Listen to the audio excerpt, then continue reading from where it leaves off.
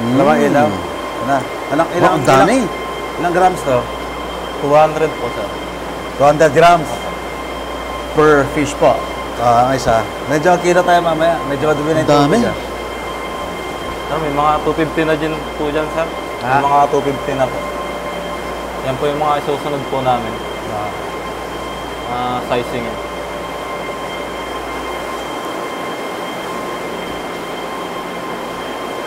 Ganyan talaga sila, sir. Nakalutang na Hindi, lumulutang talaga sila. yung ulo.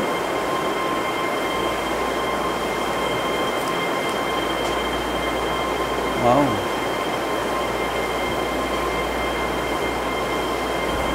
Nakapag-sizing na kayo raw?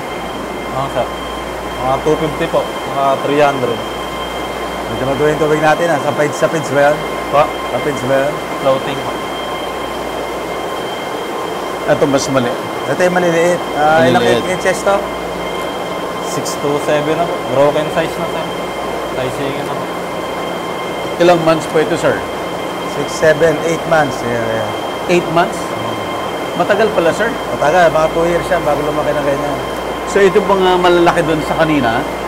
Mga 1 year, 8 months na yan. Mga ganun, 2 years. So harvestable na po ito? 300 grams. Meron kami doon sa kabila. Yung mga sinasizing kasi yan eh. Para maging harvest. Dalawang klase kasi yung market. Isang ganito. Ito pang export. Yung mga hindi nakukuha, papalakihin mo. Local market na lang. Gusto mo bang matuto ng agribusiness, crops, livestock and poultry, aquaculture, at ma-inspire sa mga success stories? Agribusiness How It Works! As a YouTube channel, Agribusiness features entrepreneurs, farmers, organizations, OFWs, investors. However, beyond our usual content and official endorsements, Agribusiness does not engage in other business dealings with them. While our viewers and featured individuals and entities may choose to pursue business deals with each other on their own, we encourage them to be cautious in doing so. This September, join us for a day of 6 panel discussions, exhibits, business socials, and dinner. Learn from agriculture's top experts and explore the ideal farming venture for you at Agribusiness Connect, happening at Elements at Centris, September 28, 2025. Doors open at 12 noon. Don't forget to register through the link in the video description box or simply message us on Agribusiness Facebook page. You may also text us at 0917-827-7770. Strictly no walk-ins. Meet the Agribusiness Connect panelists. Rice and corn, high-value crops and orchard, smart farming and precision agriculture, livestock and poultry, aquaculture, mechanized farm machineries. Exciting prizes and giveaways are waiting for you. Win a trip to Taiwan, made possible by BNG Travel and Tours Services. 2 lucky winners will be announced during the event. Win an Aralat Gala trip made possible by Inspired Learning Tours. Win exclusive gift certificates from Kiwami, Japanese Master Kitchen. Lucky winners will be announced at Agribusiness Connect. Don't miss it. Traveling anywhere around the world? Book with Mango Tours Houston for exclusive discounts. We would like to thank our major sponsors. Rural Bank of Angeles, your rural bank of choice. Tate Vanaman Feeds, best value solutions for shrimp farming. AgriDom, empowering you with digital agriculture. Amo, ako'y magsasakang organiko. Itaas ang ani, ibaba ang gastos. All certified equipment, a company steered by experts, manned by professionals. Greenland Organic Fertilizer, katuwang sa pag-asenso ng magsasakang Pilipino. Tuburan Coffee, hand-picked and roasted with love. And Tuburan 360, Nutri-Hydro Plant Nutrients. Think precision, think Nutri-Hydro. Villa Orbe Farms, pioneer of pure Berkshire and RAS-fattened crabs. Bulacan Dragon Fruit Depot, source of quality dragon fruits and planting materials. Dendrotonics, agarwood and deforestation. For God, country, and wealth. Bio and biofertilizer. Teknolohiyang Pilipino, gawang Pilipino, para sa Pilipino. Yamang Bukid, galing sa kalikasan, alay sa kalusugan. Rick Zwan, sharing a healthy future. Restore Solutions, reinventing sustainability. Transparent, print on anything. Don Benitos, Pambansang Cassava. We would also like to thank Sugarcane and Beyond, RSL Fish Crackers, Innovative Agro Industry, Rumsol, Boa Machines, Turbulent Greenhouse, Crispy King, Asil Laboratories, Don Ricardo's Lechon House, Bank of Makati, Goodell Chocolate, Card MRI. See you in Agribusiness Connect. Agribusiness Connect. Agriculture in full view. I'm trying to help them establish their business in Japan. Kaso nga lang, medyo mahirap maghanap ng clients in Japan. So, we're trying to localize our market muna. Japan talaga ang market ng eel. We try to. Kasi, yun, nandun yung nandun yung mga... Sila yung nagbo-barbecue, no? Yeah, grill, yaki. They call it yaki. Kasi gusto kong, ayun, nakita ko kasi yung business sila, ang ganda eh. Malaki. So, I try to help din na, siyempre, yung target market naman talaga ng unagi is Japanese, and fortunately, I could speak naman ng Japanese, not great, but enough to hold businesses naman. So, as much as possible, I try to find clients din for them to market the unagi. Although, ayun nga, Sa Manila, wala kayong restaurant. wala pa. Dapat Actually, sir, ito nga eh.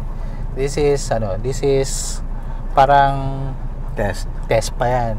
But eventually, we're going for the BFAD certificates that requires us to mass produce unagi. Maganda siyang niche market sa Manila. Yes, I believe so. If we could, di kasi eto kasi sila Kuya Eric, they're not too much of a food business people, ganyan. So, medyo magandang venture to for them to try everything out.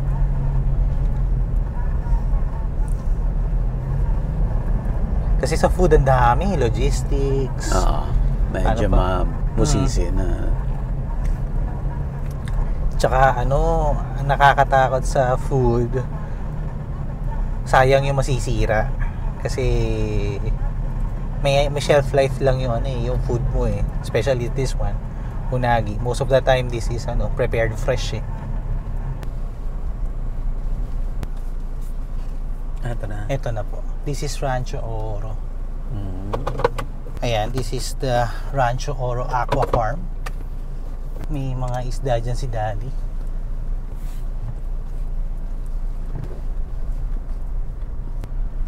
Eksakto lang yung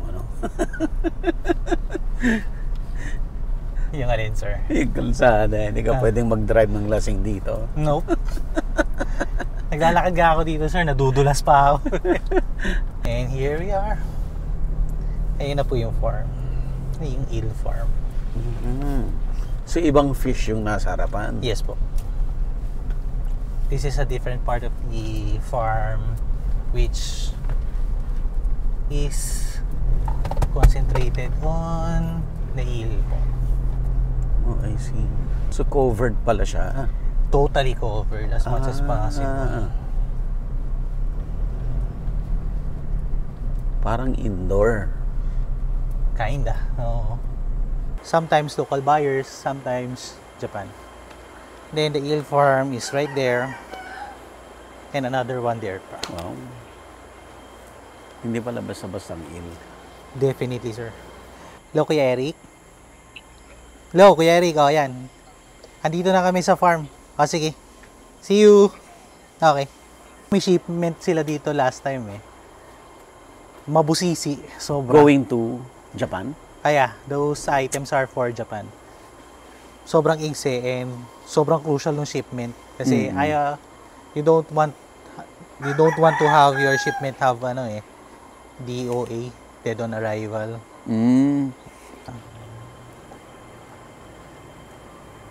Ay, sa Body po. Eric. Ayan. Sa body. Apo. Kumusta? Thank you, sir, for Alright, allowing si us. Arvin, nakulit eh. Kinulit ka na, Sir Arvin. Oo. Kuya Eric, sa Sibadi, siya yung, siya yung sa agribusiness na how it works sa YouTube po. YouTube. Yes, sir. Yes, sir. So, ilan ang viewers nyo?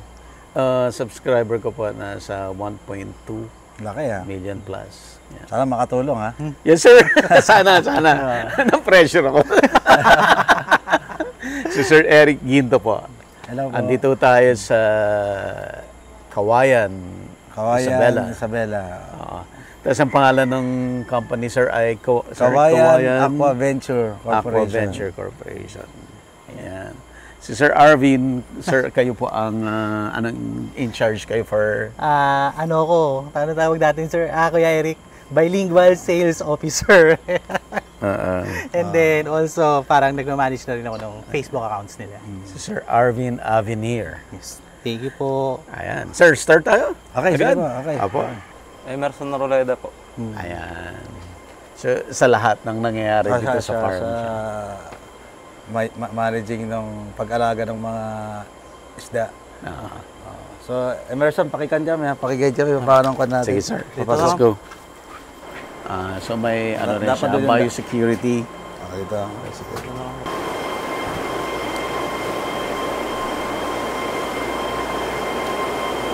Dalawang ilaw. Ano? Ilang ang dami. Ilang grams to? 200 po, sir. 200 grams. Per fish po. Ang isa. Medyo kilo tayo mamaya. Medyo madumi na yung Dami. tubig, ah. Sir, may mga 250 na din po dyan, sir. May mga 250 na po. Yan po yung mga isusunod po namin. Sizing yan.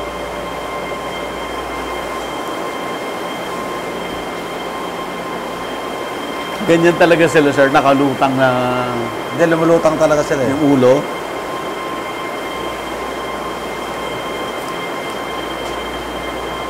Wow.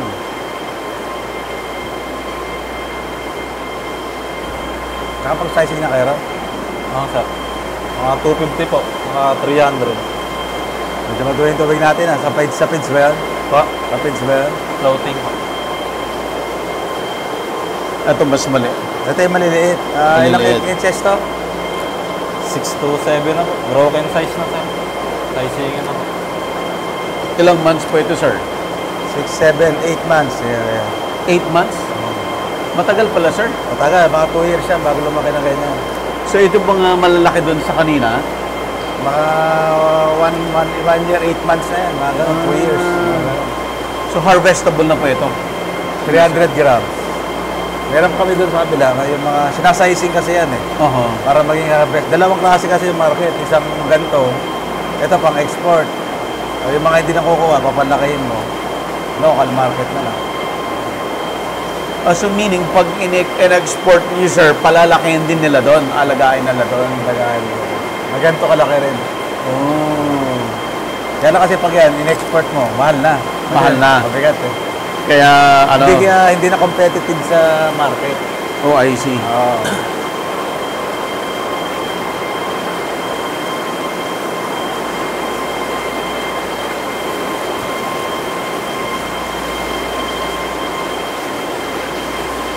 So, Sir Eric, kayo nagbi-breed? Wala, hindi na bibreed sa kanto eh. Wild yung...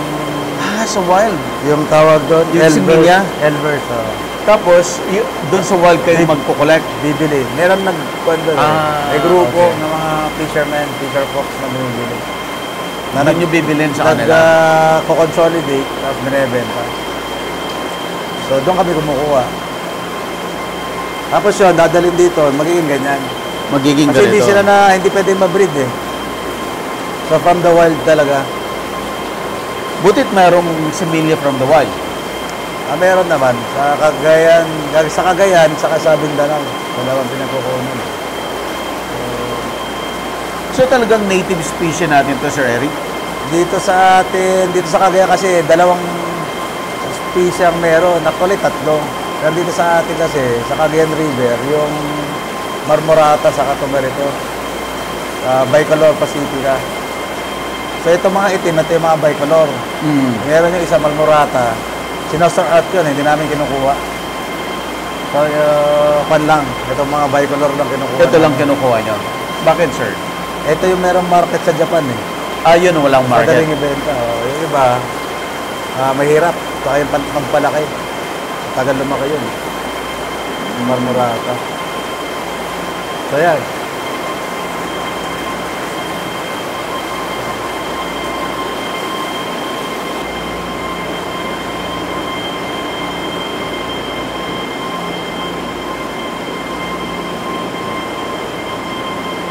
$250 po. 250 grams. Ito, 250 grams. Nakakuha na po namin isang... Ito, malalaki ulit, sir. Sinasort out eh. 250 na to eh. Kasi pag 250, papuntang 300 na yan. Kasi ang market 300 up eh. So medyo matagal. Kasi it will take 10 months to 12 months yung buwan eh. Maging 200 sa natin. Grabe. So matagal mag-cycle. Pero kung naka-cycle ka na, okay na. Tuloy-tuloy na rin. Oo, tuloy. Kasi medyo matagal lang yung buwan eh. May season ba, sir, ng kailan nagkakaroon ng similya na from the wild? February, saka September yata. Hanggang March. Pag tag-ulan, wala na. Wala na. Basta pag bilog ang buwan, yan. Meron sila. Pero hindi naman nagsasabay ang Cagayan sa Mindanao. Ang problema lang, sa Mindanao mas maraming ganito. Dito kasi mas maraming Marmorata eh. So, problema pa rin. Saan po sa Mindanao nanggagaling? Cotabato po yan. Cotabato. South Cotabato, siguro. Baka. O kaya Jensan, parang gano'n eh. Di ba lalaki doon, kailangan mo nang isipan yan, sizing yan. Pagdating po ng 2 tao, sir, Ito, ilang pad to? ito po yung 300 grams. Ito pwede na. Ilang piraso? 400 pieces po. Ilan lang yan. 100. Ito, pang market na to. Para 300 grams na to. 300 grams na siya. Chinese ba ang madalas kumain? Chinese saka Korean, meron din. Saka mga Hapon. Kasi ginagawa ko lagi na kabayaki. Kaya ngayon, meron kami restaurant, pinapasa rin namin doon. Para makatulong din. Pwede mo din makakita ng isang itsura pag nakalabas. Kukuha nga dito. Pwede ba? Itimbang mo nga. Tignan lang natin. Timbang natin. Kuha kahit mga 10, gano'n. Para, Sir Arvin, dito ka, join ka sa amin. itong si bilingual sales officer natin eh. Magtaming Japan eh. I try my best to naman to help that. Paano nyo naisipan ang ba't kayo nag-alaga ng eel? Hindi kasi nung pandemic, may nagbigay sa akin. May fish pan kami dyan. Laging nauubos. Nananakaw. Sabi ko, siguro itong eel na to, pwedeng hindi ba nakaw to kasi, di ba? So yun, nung nag-research kami yun, may nakita namin na pwede pa lang ipalakihin, i-drawing. So yun. So nagkaroon kami ng technical partner kasama namin dito. So ako naman yung financial. So itong mga to, naturuan na ng mga technical partners namin. Nung tumagal, kaya na namin ng sarili. Pero partner pa rin namin, technical partners namin sa corporation. So, binild nyo to for the eel or kinonvert lang ito? Hindi, kinonvert. Kasi noon, so, dating to? Piggery to dati. Piggery. Tapos, na-convert na. Kasi sabi niya, ganito lang muna. Nag-testing muna kami sa isang sa isang drum. Kung magsusurvive kasi yung tubig, pwede ba yung tubig? May mga testing eh. Nung na-survive namin ng mga 6 months, ayun, kumuha namin ng medyo maraming semilya kasi yung semilya kasi from the wild. So, kailangan makasecure ka na rin ng medyo marami. So, mag-sizing ba tayo, sir? Magkikilo tayo ng para market. Titingnan lang natin. Testingin na natin yan. Kuya Eric, gusto rin pala nila makita kung paano pine-prepare yung yung unagi sa restaurant. Ayan, mamaya. Galog, sama ka sa akin mamaya. Para sa kabayaki.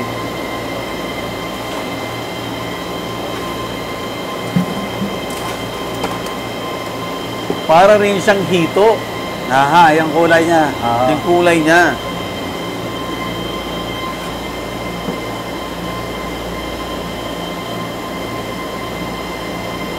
Ano ba to? 30 grams. 300 yan. 300 na to.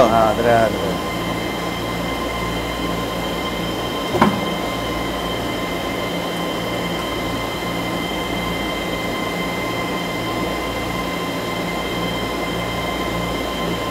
For market na to, sir. Pwede na.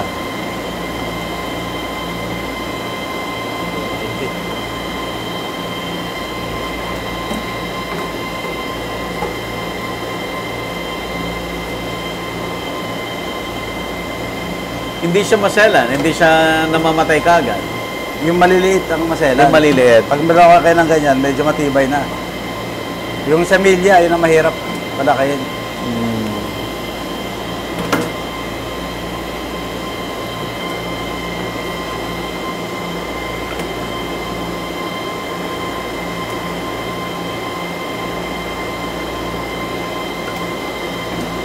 Ibig sabihin, sir, kung nanggagaling sa wild, so marami talaga tayong eel sa sa ilog.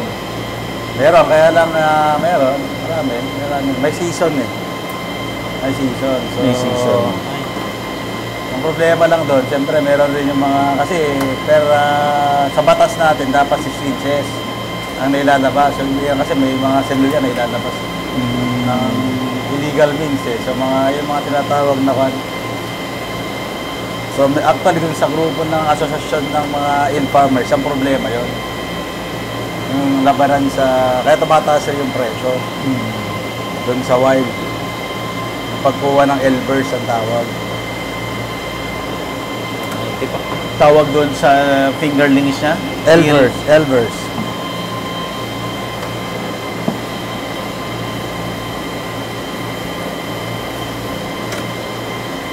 Mas mabagal ba lumaki pag ganito na tank kaysa doon sa lupa? Yes, mabilis sa lupa. Mabilis sa lupa? Kaya lang, di mo makikita eh. Kapay na wala, Pero sa bilis kasi, siyempre, yung laki ng pan. Lumalaki ng malaki pag sa lupa? Hindi, may spacing lang siya. Pero, siyempre, yung problema doon, yung management niya. So, hindi pa ako confident na ilupa siya eh. Actually, yung before dati, gusto akong sampulan. Yung isa sa harapan na fish pan, kahit kalahati lang. Pwede siguro, para makita lang kung safe. Kaya open na kasi yun. Okay. So, posibleng yan? Oo, mawala? Mawala. Pag hinakaw, bus tayo dun.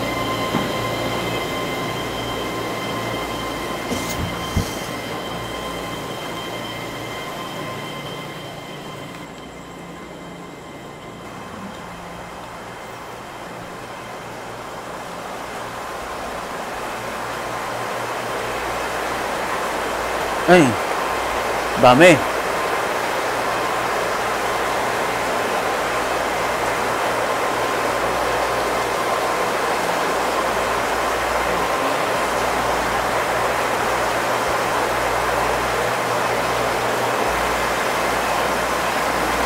Mahirap mag-alaga ng eel?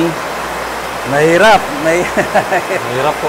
Ano yung mga considerations sa kailangan binabantayan lagi? Binabantayan po. Pag po, kailangan monitor kung may sakit po. Fungus, gano'n, nakangati na. Fungus. Kailangan may asin. Lalagyan ng asin. Kuya Eric, pwede ba ako maglagay ng GoPro dun sa ilalim para makita sila na sa underwater? Pwede. Pwede? Oo, Pwede? meron naman kaming camera. Sige.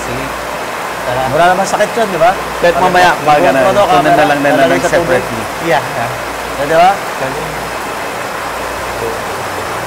Malayo yung gap natin. Ang alam ko nga, everyday pinapalitan ng Malaki ba water ito mga to? to.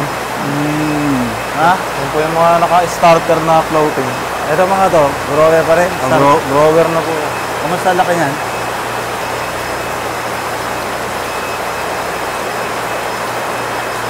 Sa 10 po yan, 10 piraso. Ang sa kilo. So naka-sizing na kayo rito.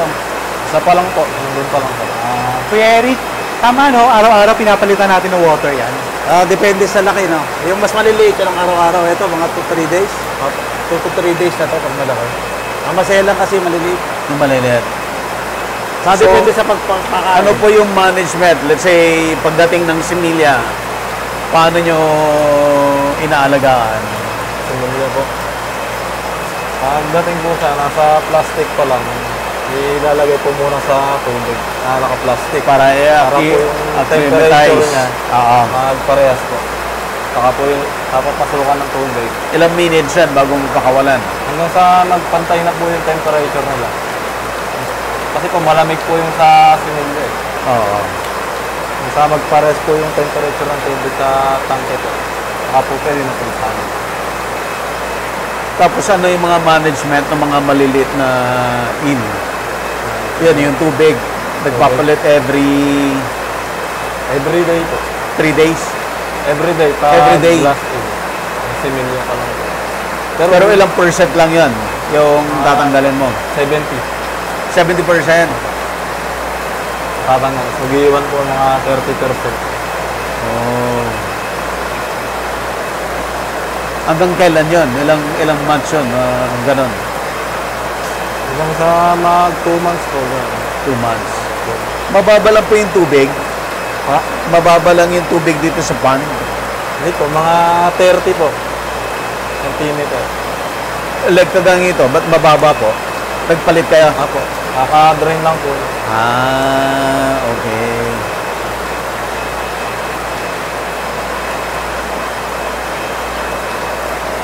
Tapos may aerator ho ba? Hindi, yan blower. Yan blower yan. Yung akin niya ito, yun ang pinaka-aerator niya. Nabababol siya. Ngayon, pagka bumaba kasi dyan sa tubo, ito yung nagbibigay ng oxygen. Kaya nag-raring water tayo.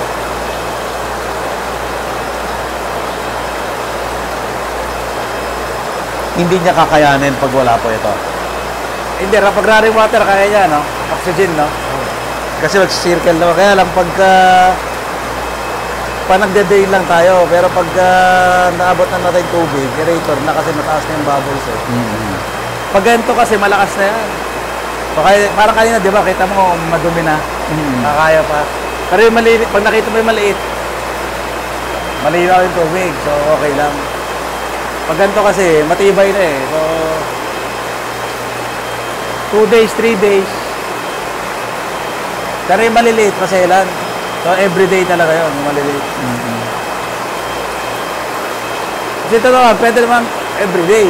Kaya lang, medyo ka na yun. Tedious na masyado. Diba? Hindi na practical din. Hindi practical. Saka depende sa pakain. Eh. Kasi pag yung maduming pakain, magbibuild ka siya ng ammonia. Kailangan mo linisan. Ano pong pinapakain niyo, sir? Dough type, saka nag-pellet kami ngayon, mas mura eh. Pellet? Dati, dough type, mahal. So eventually naman, maaaral mo eh kung anong... Pag maganda market, mabilis palakihin, ikon mo, dough type mo, para mabilis lumaki. Eh ngayon, medyo matumal. Pellet muna. Pellet muna. Pero yung pellet na yun, gawa yun para sa eel or para sa ibang isda? Para sa ibang isda, no? Kasi tinitignan naman kasi dito ko yung protein content. So, kailangan makuha lang. Kasi meron dito local, although pang ginawa nila pang eel. Pero hindi maganda, di ba? Mababa yung... Hindi, lumalaki yung namamatayan kami. Saan po, lumalaki. Hindi natutunawan yung isda. Pero yung dough type na kasi galing Taiwan yun. So, Mahal yun. mahal yun. Nasa 4-5 yata, no? Isang 20 kilos na bag. So, Ilang araw lang nila kakainin yun. Pag dough type po, itong isang building, maubos po ito ng 4 na bags. sa isang araw, no? Isang araw. Isang araw. Ano pa yung stocking density per tank? Iba-iba. Iba-iba po. Iba-iba. Pero yun, pag nag-sizing na, pagbenta mas maliit, ito lang to, marami ito eh. Ano po ito? 2633. Ang laman po. Isang tank, ilan ang laman? 2633. 2,600. Opo. Depende sa size. Pag yung maliliit po siya, mas marami. Mas marami. Tapos sizing, 15 lipat. to 30,000. Yan. Yung maliliit na marami yun. Nasa 15 to 20,000 yun. Ang dami niyong bumili ng similya. Hindi, ang isang kilo is 5,000. No? 5,000 po. 5,000. Kung bumili ng 50, 5,000 di times 5,000, nasa 250,000 yun. Ganun karami. Ang bilihan nyo per kilo rin. Per kilo, pag maliliit. Per kilo. Mahal din. Mahal, depende sa season eh. Pero ngayon, nung nakaraan, nasa 13,000 to 15,000. Per kilo? Yun. Pag batumal, babigay nila ng 7. Ganun pa rin. So, ano talaga, mataas ang puhunan? High cost to eh. High cost. Kaya medyo mahirap mag-alaga kasi malaking kapital. Ang kailangan. Pero bawi naman. Hindi pa nakakabawi. Hindi pa naman, no? Di ba? Kakasimula pa lang eh. So, supposed to be ngayon pa lang. Ilang years na ba kayo? Kasi naka 3 years na ako eh. So, Hindi pa kayo naka-ROI. Kasi papalaki ka, 2.5 eh. No. Ngayon pa lang nagbebenta. Ngayon pa lang. Medyo mahaba, yun lang problema rito. Pero kasi shorter time, yung mga maliliit. Pero pag pinalaki mo, kasi siyempre nag-pandemic, so naobliga tayo magpalaki. Pero dati ang idea, 6 inches lang para labas ng bata. Labas na. Pero ngayon, nandyan na eh. So, nag-rover ka na. Actually, dati isa lang balak ko eh. Nung lumaki, na tayo ko to. Ganoon talaga eh.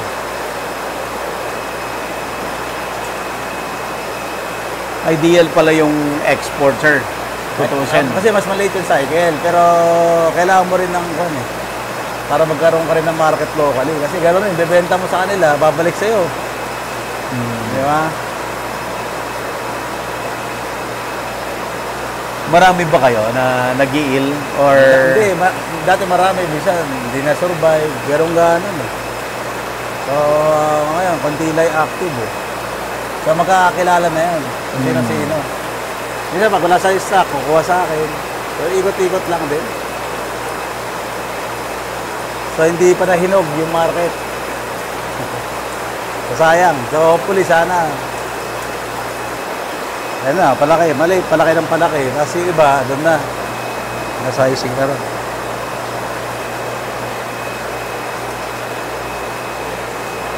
Ilan na lang yung kuwan natin, maliliit natin. Lahat po. Oo. Wala pa po ng inventory, sir. Ha? Sasizingin pa po eh. Ha? Sasizingin pa po.